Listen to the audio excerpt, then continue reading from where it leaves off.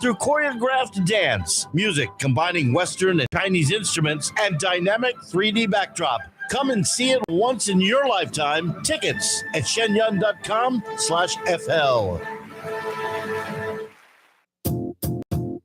Hey Tampa Bay, Tammy here with the BCC Coupon Book. Tune in during drive time every Thursday, 5 to 6 p.m. on the TAN Talk Radio Network to hear the BCC Coupon Book radio show. We feature local small business owners with great deals for many services and restaurants in our listening area. And anyone interested in branding your business and getting your name out there, give us a call at the BCC Coupon Book, 727-804-6082. Have a great day, Tampa Bay. Listen to the latest pet trends with benefits on the Pet Buzz every Saturday morning from 9 to 10 a.m. Join pet trendologist Charlotte Reed and veterinarian Dr. Michael Fleck as they talk all things pets. From animal health and wellness, money-saving tips, celebrity gossip, breaking news, and more. Their expert guests are in the know and in the now. To learn more about this unique program and its hosts, tune into the show on the TAN Talk Radio Network. Are you looking for a job? Join me, Gene Hodge, on the Employment Opportunity Hour, Thursdays from 7 to 8 p.m., where I will tell you and share with you, as well as answer all of your questions and help you find enjoyable employment instead of a job. This is the only talk show that talks about everyone who makes up our workforce. Join me on the Employment Opportunity Hour every Thursday from 7 to 8 p.m. on the Employment Opportunity Hour. This is the TAN Talk Radio Network.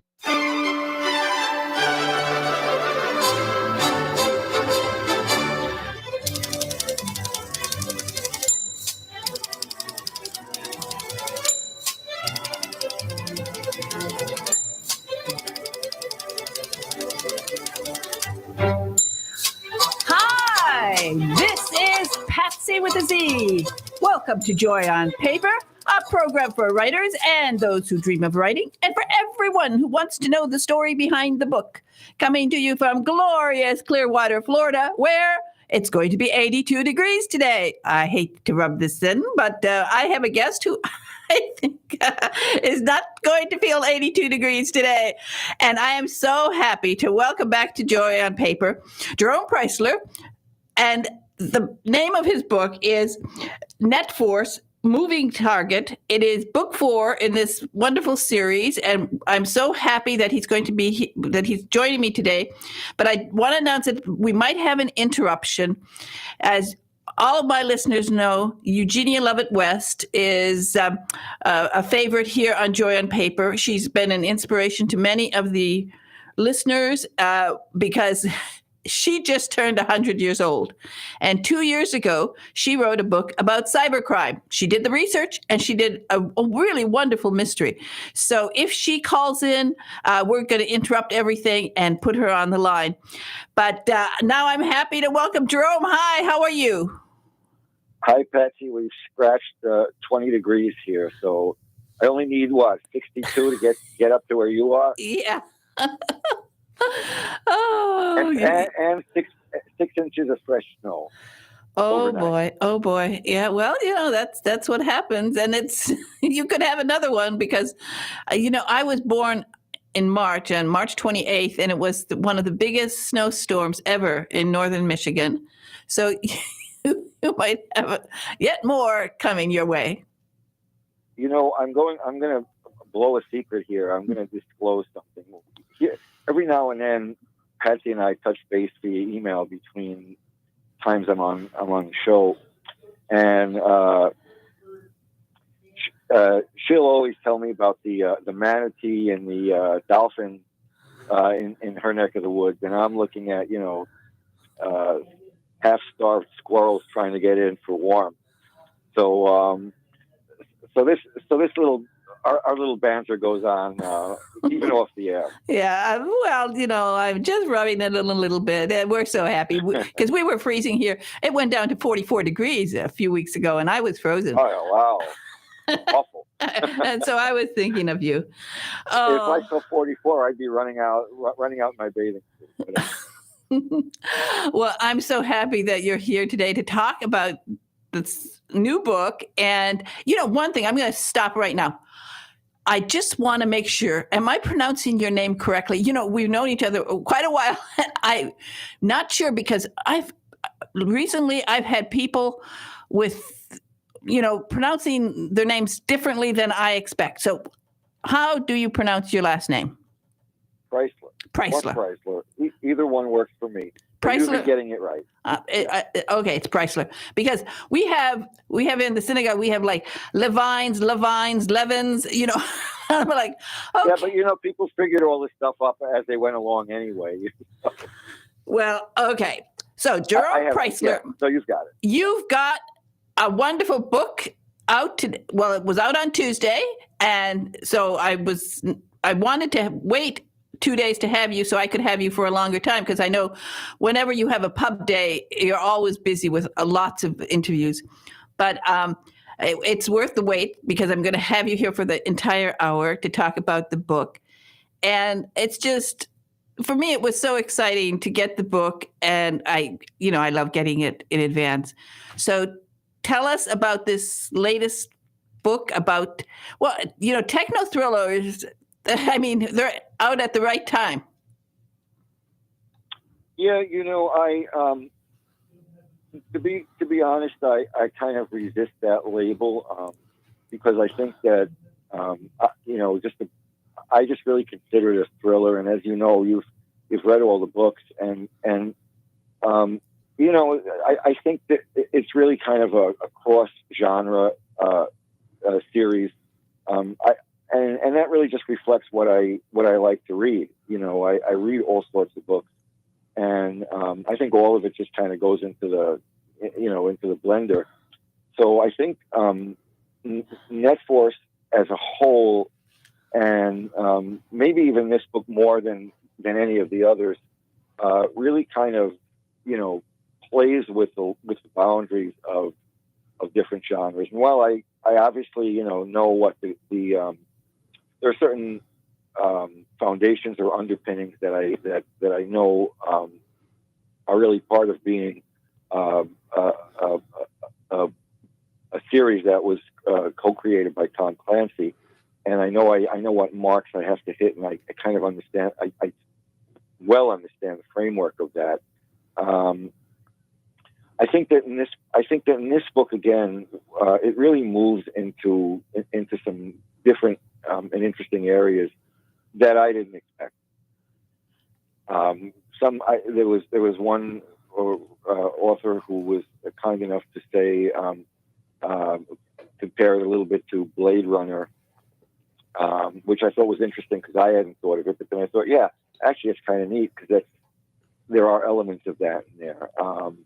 The Da Vinci Code, and I thought, wow, I hadn't thought of that one either. But yeah, there's a little bit of that in there. So,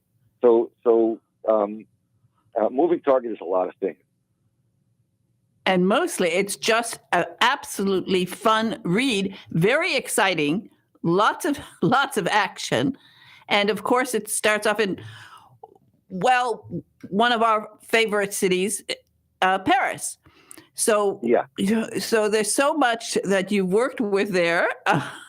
What do you want to tell us about the setting for this? Because you really put a new look on Paris for many people. Well, we start out with really the focus in this book is on my character Kali Alcazar, and she. Throughout the series, I've been really hinting at a backstory for Kali. I present her in book one, Dark Web, as almost a lone wolf, with gray hat hacker, someone who does things according to her own set of moral codes and principles. But even in that book, I knew that there were bigger things in store for her, and I hinted at Kali being part of something that was a lot more than what amounts to her own code. And in this book, that really comes to fruition. So Kali's closest friend has disappeared in Paris, and we open the story with Kali in Paris. She's this appears at the end of the previous book, Threat Point, and this picks up days later. She's in Paris, and she's looking for her best friend, who she believes to be hiding in what's known as the catacombs beneath Paris. And I say what's known as because catacombs really connote, burial and tomb, but only a small section of the tunnels beneath Paris are catacombs. I believe it's something like 1.4 miles or thereabouts, and there are 200 miles of tunnels beneath the streets of Paris. Many people don't know that. The 1 point something miles that are the catacombs are open to the public, and there are guided tours. And they've been open, I believe, since around the time of Napoleon, who created them as a tourist attraction after seeing something similar in Rome. But here we're dealing with the rest of it. What is the rest of that 200 miles look like? And Kali knows her friend is somewhere down there. She's hunting for him at the same time as there are people who are hunting for her, as well as her friend. And those people are bio-enhanced. They're cherry-picked from mercenary groups like the Wagner Group and others. And they enter the catacombs looking for her. And they find a way, without giving away too much, they find a way to track her and follow her to her friend. And so it's a real cat and mouse game. And I think what was really interesting is I could weave together what's known about these tunnels and actual places and actual sites that people have visited with some flights of fancy, not fantasy, but fancy. And that's where we are. Yeah, and talk about atmospheric writing. You really take us down there to the point that I'm now a little bit claustrophobic. When I was younger, I could have I did go down and have the tour years ago. Today, I couldn't do it. And in the book, I was sometimes like gasping for air. Oh, and it's so exciting. There are points in this book where it is so exciting. We're on, we're just on a race here. And it gets so exciting. All the characters that are, that you bring out, well, they're all so interesting. But Uncle Kali is the one that, I relate to. I really enjoy reading about her. And I tell you, around page 300, there is a epic fight scene. It has to be one of the best choreographed fight scenes. And I think you'll know the one. It's I don't want to say who's fighting who, but it's around. Is this from the water? Is this from the water? Yeah, and it's. I tell you, it is so. It's beautifully choreographed. I mean, you have to. How did you work it all out? Did you sort of get up out of your chair and say, "I'm moving here, I'm moving here, I'm moving there"? It's funny. I really in the last few years I've gotten into choreographing these scenes. I really started watching some of these movies. Like became a huge fan of the John Wick movies, and was blown away by the way they do it. And the way they've broken new ground. They've really essentially what Keanu Reeves and company did when they started doing these Wick movies was that they looked at the action genre and they said, well, if it's going to be action, let's just take action to the max. And that's what they did. They just broke all the rules. And I think that really influenced me. And so beginning with really Attack Protocol, the second book in this series, I started really thinking about choreographing action scenes and just playing them out in my mind. And we often look at them. We think of the action as kind of in a summary fashion. This happened. that happened. But within it, if you break it down in terms of millisecond to millisecond, moment to moment, what's going on, what's happening in this person's head, what's happening in that person's head, how does one bounce off the other, what is not only how do they react to each other, but what's happening in the space that they're in, and I think if I have the right scene in mind, there's a lot going on, and it's just a matter of sort of at that point, thinking it through, putting yourself in that space as much as you can. I will say that throughout this book, I rarely knew how she was going to get out of trouble until she ultimately figured it out for me. I honestly I was going by the seat of my pants for a lot of it. Well, luckily, and I think that's great. I think that shows. It is, and luckily, she carries a very interesting weapon, a Japanese weapon. Do you happen to have one? I don't actually own one, no, but I have researched Japanese martial arts and Japanese weaponry, and I have throughout my life played around with some of these weapons. So the manriki, which is really nice. When I was doing kickboxing, my instructor had one. It is a chain that the police actually use them in Japan to capture people, like criminals. They can actually use it. They wrap it around their leg to stop them. So yeah, if there are some of these people that are so incredibly skilled at using that chain that it's almost it's incredible to watch them. So yeah. And the thing is that it takes so long, obviously, to master something like that. That I'm sure that some of these people go through tremendous pain before they can actually inflict pain on the bad guys or the good guys. Or gals, because there are some. Or gals. Yeah. Oh, let's not leave the women out of this one. Boy, oh boy. Well, we're speaking guys. I know. Don't worry about it. We're not going to get politically correct here. Yes, but you are really good at writing about bad women. I mean, there's some evil going afoot there. Yeah, I like writing female characters. And it's really interesting because, years ago, I wrote a series of what they call in the trade cozies, which are some kind of comedic mysteries, as I'm sure you know. And back then, and even I think to this day, there was really a sense in the publishing industry that a male writer couldn't write a cozy that was written. In many instances, they're written first. Most instances, they're first-person mysteries and are written from a woman's perspective. Usually, the lead character is female. And I wrote one of these under a pseudonym. Actually, 2 series under a pseudonym.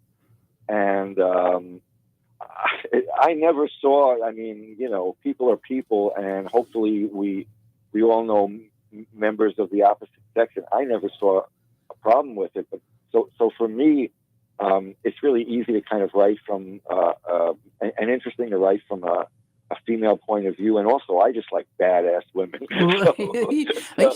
Boy, oh boy, you've got some of the best, ones. Absolutely, it's so.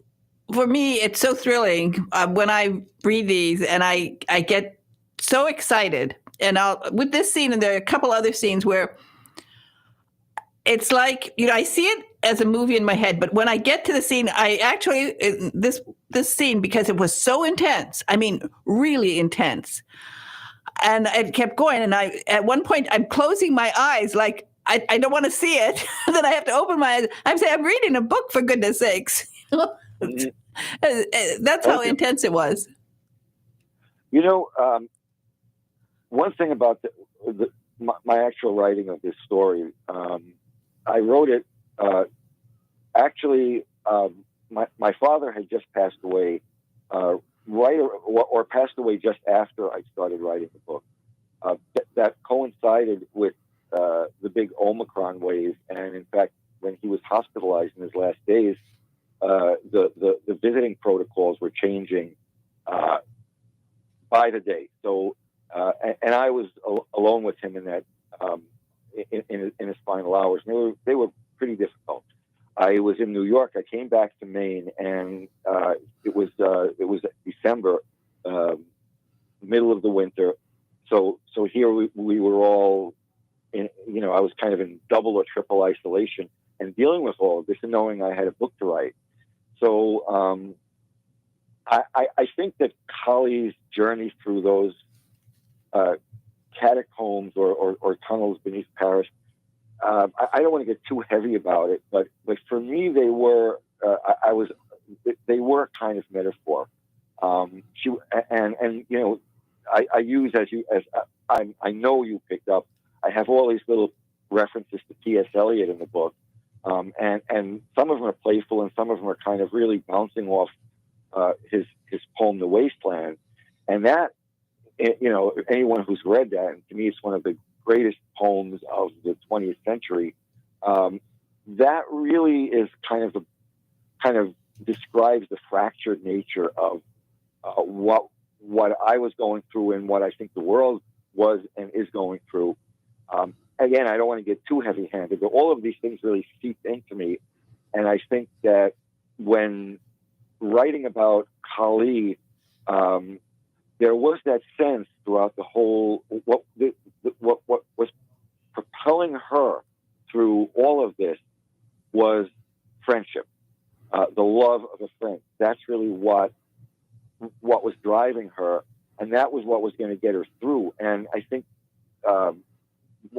if going through the story again, I don't want to give too much away, but she runs into these people who pop up in this world beneath the world, and there were two. I'll just name them. I'm not going to say much about them, but one is Jacques and one is Gilles, Jack and Jill, and that's not their real names, presumably, but those are the names that they give her. And I didn't expect those two to be in the story. I didn't know anything about them at first, and as you know, they became major characters. There's a character called Etienne who she meets and Kali runs into him, and he really needs help. He's lost, and she finds him.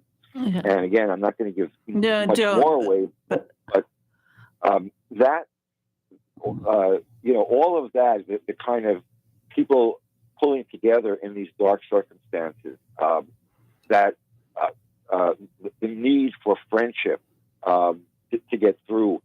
That was kind of a running theme, and whether it was conscious or not, I don't know. But it was certainly a running theme that I realized evolved as the book went on. Well, I was going to mention Etienne because I was so happy when you introduced him. It was sort of, we're in the tunnel, we're sort of gasping for air, and then we meet him, and it was so refreshing. And I right away recognized, this is a great character. Now, Jerome, I have to take a commercial break, but we're going to come back. We're going to talk more about this book, and perhaps you'll explain a little bit. We'll talk about maybe the White Rose. You decide what you want to tell people. I'm going to play a book buzz. This is one of the promo that we do. Did she call in? I'm just asking Big Ed. Okay. Big Ed in the control room is waiting in case Eugenia Lovett West calls in. But we'll play a book buzz and some commercials, and then I'll be right back with Jerome Preisler, and we're going to be talking about Net Force Moving Target.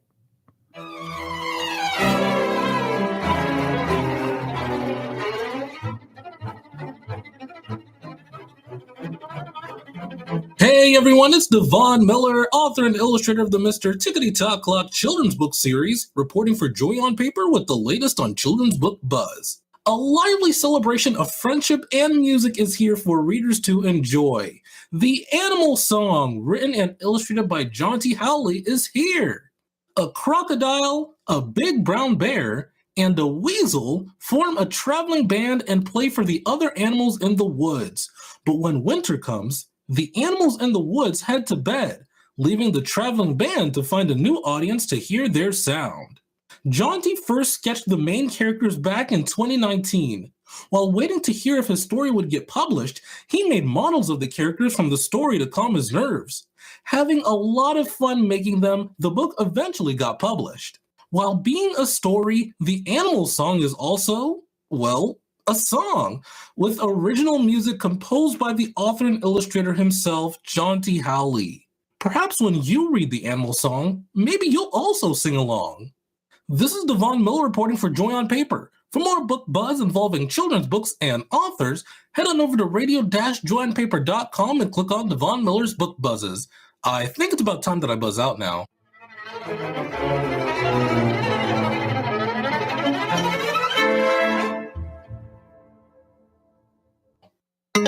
This is the Tan Talk Radio Network. Are you ready to eliminate your home energy bill? Well, get ready to harness the sun. Go EHS, Effective Solar Solutions by Efficient Home Services. With no upfront costs, you can save money on your utility bill and even eliminate your electric bill altogether with EHS Solar. Call EHS, the #1 solar installer nationwide. We know how to customize your home. EHS handles every project in-house with no subcontractors. Remember, no upfront costs, tax breaks, and the best company in the business, Efficient Home Services. Schedule an appointment today at 727-353-3757. Visit our website and download your free buyer's guide to going solar at www.goehs.com. Go solar, go savings, go EHS. Call 727-353-3757 today to talk to our experts.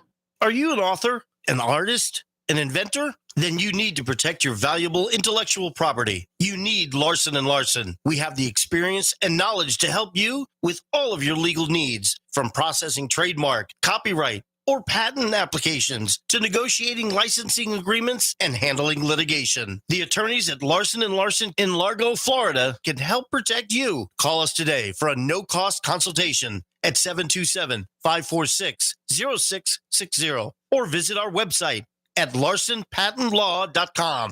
Do you dread being called on to speak at meetings or family functions? Have you envied those who can sway an audience with well-chosen words? Do you know that people who speak well earn more money, earn more recording careers? Gain the confidence to master any speaking situation. Toastmasters will allow you to find your voice. Go to toastmasters.org to locate the club nearest you. This is the Tan Talk Radio Network.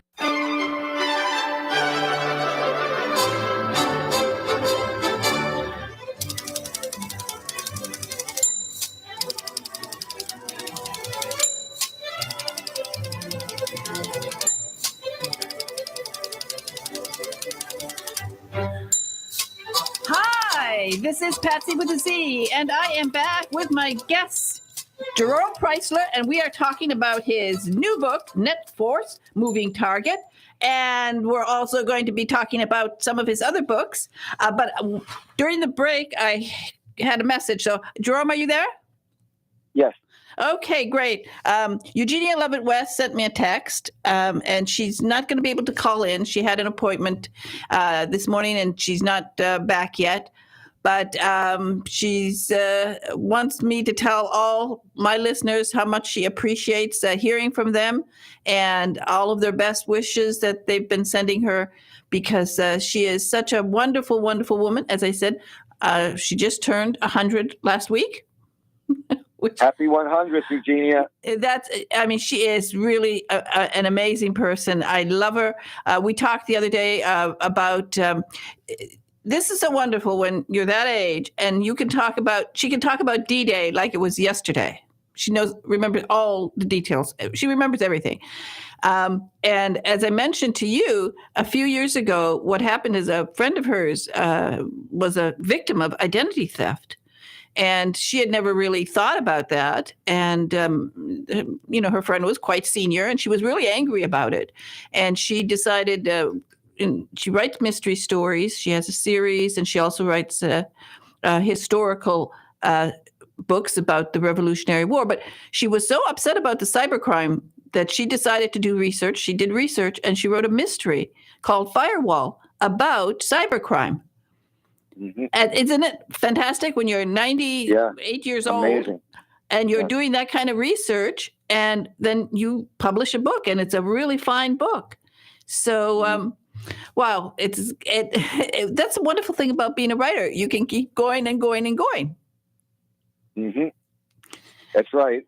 Even as parts break down, as long as you can find a chair, and you don't even really need to be able to see your screen. You can just dictate, so you're okay. And it gives hope for everybody. It's wonderful. I think it's wonderful. She is an inspiration because she started writing when she was, quite senior, and she's had like 8 books, I think now, and she's got one more coming out at the end of the year. So this is always so exciting for me when I get to talk to her. As a matter of fact, we were talking about the automat the other day because there was a documentary on television about automats, and of course she remembers automats. Actually, so do I. I remember the Horn and Hardart in New York, which I went to when I was very young, and I'm not saying anything about what I'm working on. That's still classified, but I actually have a scene in something I'm writing that takes place in the 1940s in an automat. So there. Wow. There you go. Isn't that something? What a connection.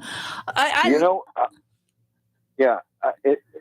want to get back to something you said, because these connections can be so interesting. Just before you went to the break, you mentioned the White Rose. And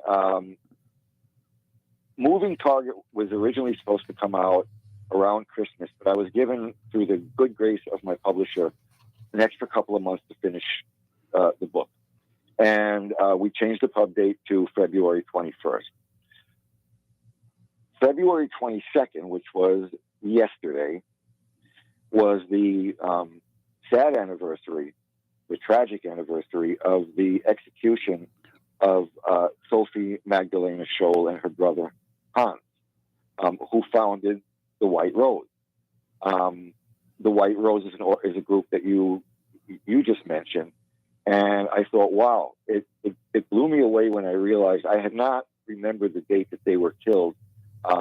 And just to explain why we're talking about this and why you mentioned it, the White Rose was a group of students, and if I may, I just like to name them because there were only a small handful. They were all executed by the Nazis during World War II in 1943. None were older than in their very early 20s. Sophie Magdalena was 21. It was Sophie and Hans, her brother Hans, their friend Christoph Kraus, Alexander Schmorell, Willie Graff, and I hope I'm getting his second name right, Kurt Huber. Sophie, Hans, and Christoph were arrested by the Gestapo for distributing anti-Nazi flyers at their university, at Sophie's university, the University of Munich, on February 18th, 1943. And 4 days later, she was marched to the guillotine and beheaded for this horrible infraction, and also for having written the word freedom spray painted the word freedom on some walls. She was arrested after having gone up to a balcony at the university and tossed a bunch of flyers. I think the sixth or seventh flyer in it that she and her brother had made up, and was spotted doing this by a janitor who was a dedicated Nazi. Sophie, I refer people to the internet to just look up her story because it's tremendously moving.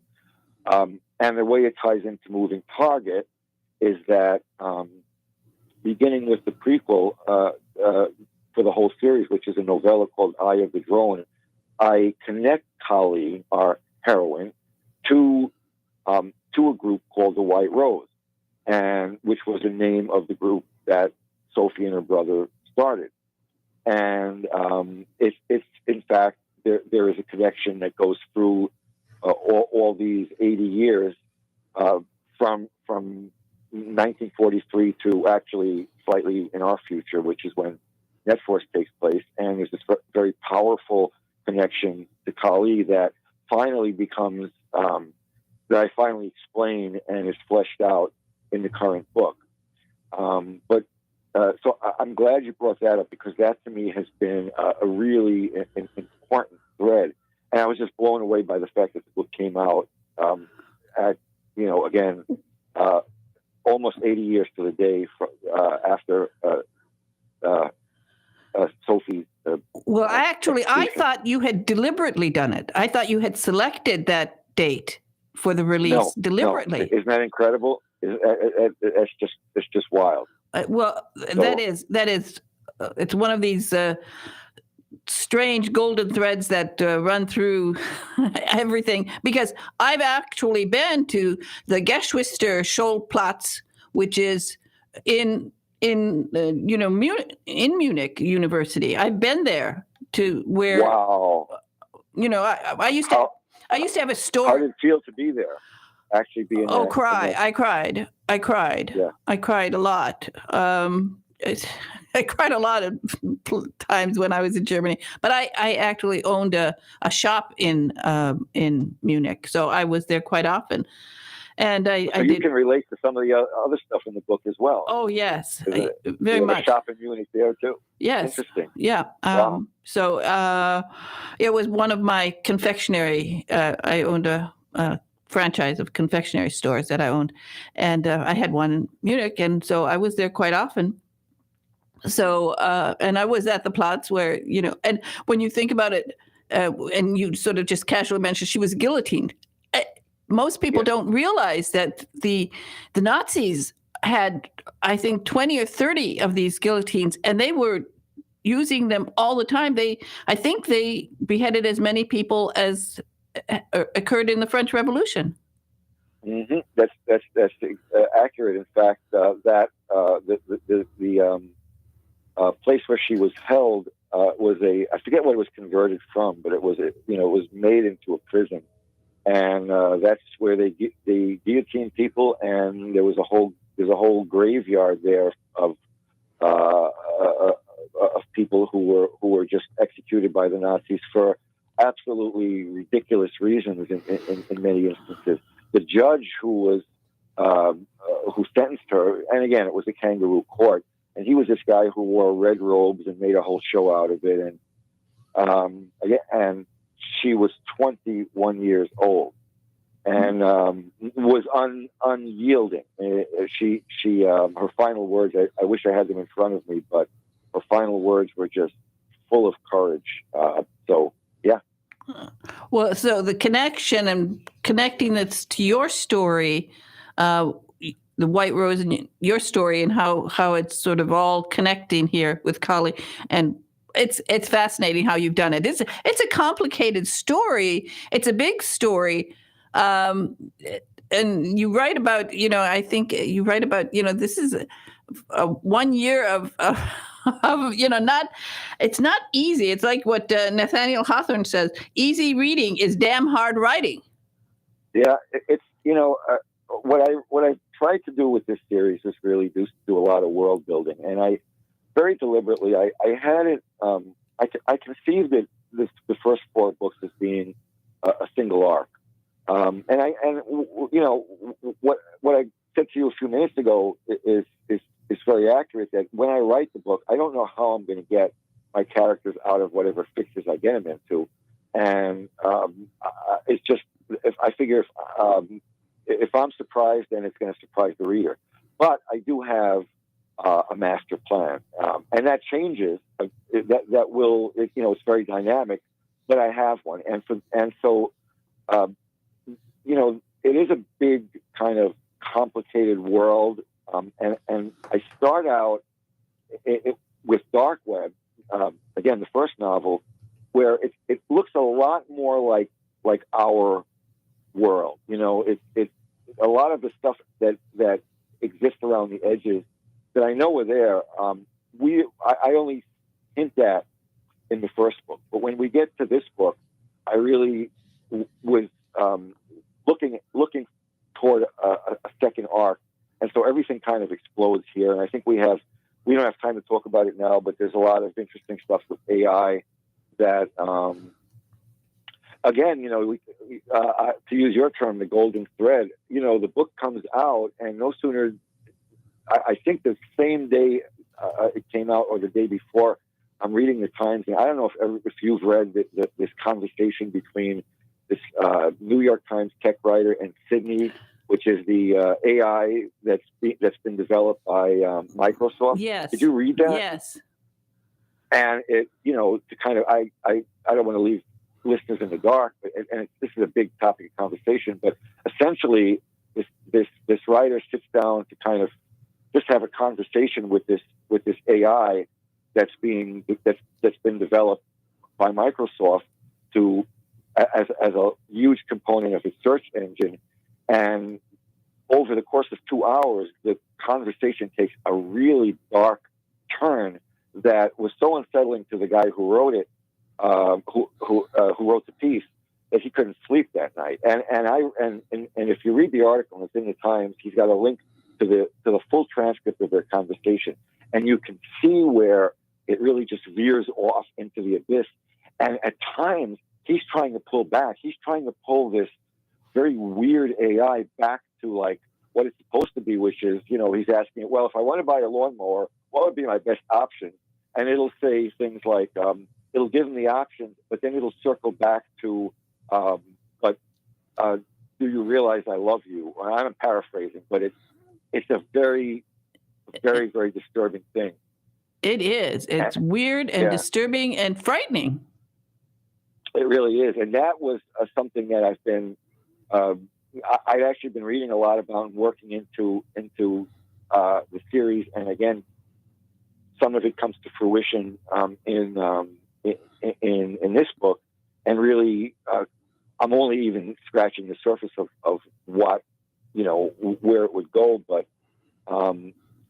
so it is. It's complicated, but it's all kind of, there's a lot going on around us, and it just, things seep in. You just, you get your idea for a story, and then all of a sudden it's like, while you get your idea, you read something or something happens in the world, and it just can't help but filter its way through. That's true. And now, one of the things that we could also call this an international thriller, because indeed it's not just Paris that's involved. We have to talk about this too, because I just love this, another section of the book. But you also have the Crimea, which, is in the news now constantly. We don't know what's going to happen in the Crimea. So there's so much international intrigue, world intrigue, who's planning to do what. And so it's a wonderful, beautifully layered story. Yeah. And, here's another thing. When I wrote, the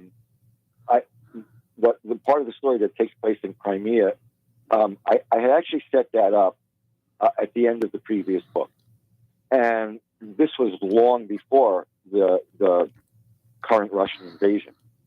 And so here, while I'm writing Moving Target, and the invasion occurs in the midst of everything else, that some of the personal things I told you about, and the pandemic. We have the invasion, and I've already I've already set part of the story in Crimea ahead of time.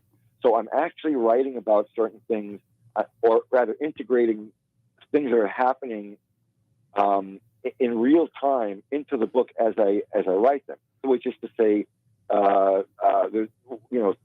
what the Wagner Group does when they become part of this whole horrible scenario. So there was a sort of this interesting feedback between what I was doing in reality, and it just kept going and going and going. And I've never really, I don't think I've ever written a book where it's been that immediate. So that's, I'm really glad you brought that up, because I don't want to kind of short shrift that part of the story, which is an extremely, which features our, that's what the focus on that is in that part of the story is on my other star character, Mike Carmody. And I think that storyline is equally interesting. I hope. It is. And that's why I say I love the layers. I love that we have, well, there's a lot of tension everywhere, but it is broken up a little bit. I love this. I love, should I mention the card playing, or does that give away anything? Well, we can talk about it. Why not? I want to know if do you do card tricks? I do not do card tricks, but again, I'll try to make this as succinct as possible. If we go back to the Wasteland, there is some segment in which Elliot writes about the tarot cards, and I started thinking about sort of the connection between magic, stage magic, which involves a lot of misdirection, and hacking, specifically phishing, phishing, which also involves misdirection. And since Kali is a master hacker and has conducted phishing operations in the series, I started wondering about whether Kali might have some card tricks up her sleeve. Well, I'm not going to say any more other than when I decided to work that into the book, I, through a friend, serendipitously met someone named Peter Bois, who I thank in the book. Peter is a professional stage magician who coincidentally lives in Maine, so he and I met, and Peter really helped me work on that scene. I basically laid it on his lap. I said, "Here's what I want. Can you give me any tips?" So if that scene works, here's a big shout out to Peter, because it was really Peter Bois' idea, all of that. Oh, it works. It works. I love it. I thought that was it's so good. It's, I love the big fight scene around, page 300. And then when everything else in between. And then when I get to the card one, well, we'll let readers get to that point. You'll love it. It's fascinating. I thought it was beautifully written and so interesting. And I think everybody after that is going to the internet and trying to, just learn some card tricks. So I think he's inspired people. And well, thank you. It's interesting because here we have, this kind of encapsulates the book. We're talking about, Crimea, the tunnels beneath Paris, card tricks. We didn't mention robot dogs, but that's all I'm going to say about that. Yeah, robot dogs. That's enough. Yeah. We'll leave it there. Patsy, is it okay if I do a quick shout out to someone? Oh, yes, absolutely. Oh, okay. I want to give say hello to someone who's listening, and it's Liz Malone, and it's my new publicist.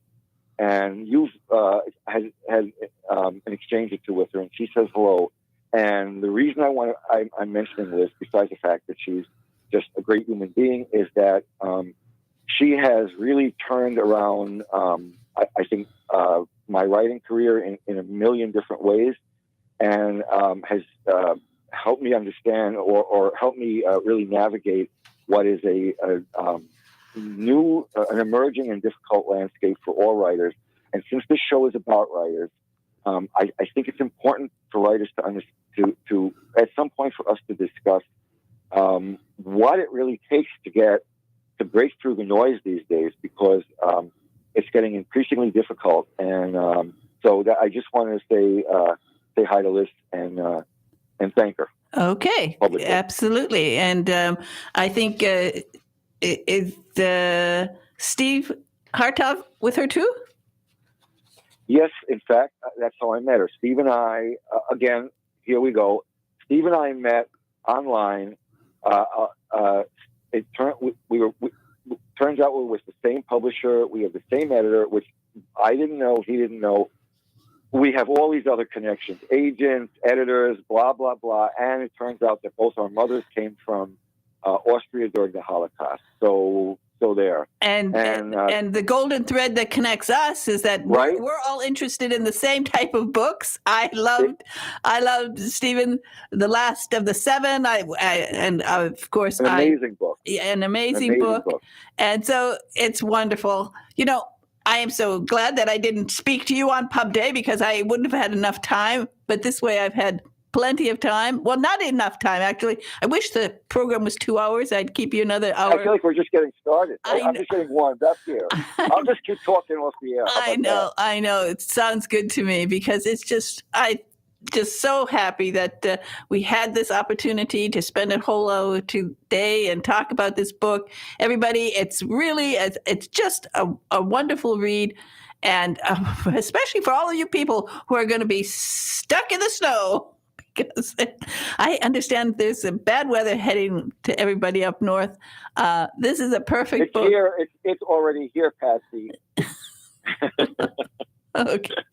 Okay. Well, everybody, get this book. It's going to be a lot of fun to read. And Jerome, you are just fantastic. You're writing. We didn't even get to talk about. Well, okay. First of all, everybody, the new book is Net Force Moving Target. Get it now and read it this weekend. You'll just have so much fun and lots of things to find out there. And of course, I can't let you go without mentioning, of course, Civil War Commando, because that's the one my listeners often ask me about and that I recommend. And it's Civil War Commando, William Cushing and the Daring Raid to sink the ironclad CSS Albemarle. And I love that book too. Jerome, thank you so much. You are always a joy to talk to. Patsy, you are amazing, and it's just been a pleasure. Well, it's been a joy to talk to you. Stay warm up there, and I'm sure you're writing. You're writing. What else can I do? That's it. And shovel snow. That's it. Okay. Bye-bye now, Jerome. Bye-bye. Bye. Oh, what a treat. A whole hour with Jerome. That's what I call a real treat. And again, the new book is fascinating. It's lots of fun. And I did when I went twice into that underground of Paris. And it's, as I said, I couldn't do it today. The thought of being underground would just make me crazy. But it is a great tour if you ever go to Paris. Many people don't realize that you can go down there and they take you down to the tunnels. And now it's funny. When I was young, I wasn't scared. Today, you couldn't get me down there. Oh, well, maybe if I had my favorite drink when I was in Paris was Kir Royale. I used to drink a lot of that. If I had a few Kir Royale, I could go down and walk around but I couldn't do it today. Anyway, and I'm not even sure I could take Paris right now until it's too sad. But anyway, that was fun, and the book is lots of fun. It's just I really enjoy it. It's a multi-layered story, and and as I said, it reflects a little bit on times and gives us a lot of things to think about. So anyway, I was very happy that I was able to have this time with Jerome today. I want to remind you that Bill Larson is coming up next week. It's next week? Yes, I guess it's next week. My goodness, the month has gone so fast already. It's the 23rd. Wow. Anyway, he's going to be here. If you have intellectual property questions, send them to me, and I will ask him to answer them for you. And then anything else? Nope. Just go to my website, radio-joyonpaper.com. I've got a lot of new stuff up there.